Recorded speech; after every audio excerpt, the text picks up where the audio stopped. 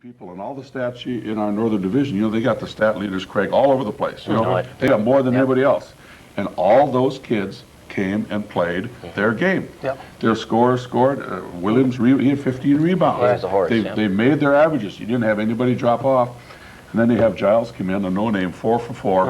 And we've said, somebody steps up to help you win a tourney, and there's the man right there. You know, so. It's amazing to me that there's so many good basketball players coming out of high schools in this country, that there's even enough to send 5 of them to Ely. I mean, basketball, I think, is more than any other sport. You look at like a comparison, you know, let's take Brent Ness from Fergus Falls, you know. Would he have been one of the 5 best players in the state when you and I were that age? I would guess he would do things. He could do things that nobody who I saw at that time. Tom Masterton, remember him from Walnut Grove? He was my age.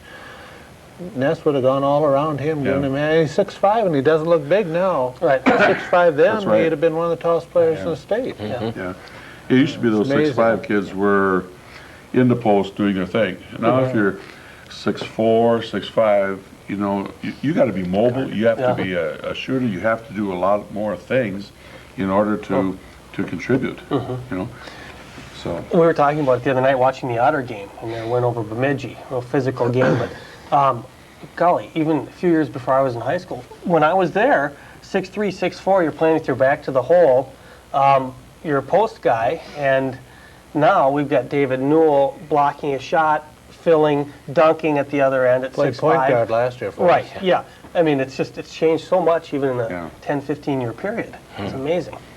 But you still have a number of small schools have their 6'1", 6'2", or 6'3" in the post or whatever.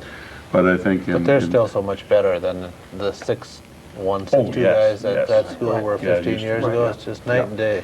And what you're saying is a reflection of size of school sometimes. Sure. You know. I'm just glad that, you know, going to watch the Otters and the kind of ball they play, it's so fun to watch. Remember, what was it, 10, 15 years ago in the city schools that play those 39 to 32 games and all the North Suburban Conference boring stuff. You're not going to choke on us. You're doing the it's time to quit. It is. It's time to wrap it up here. Is it already? It is. I know it just flies. 2 weeks ago, I complained about a difficult weekend. This weekend, Spartans played exciting tournament. NDSU picks up 2 W's. Jason scores a total of 35.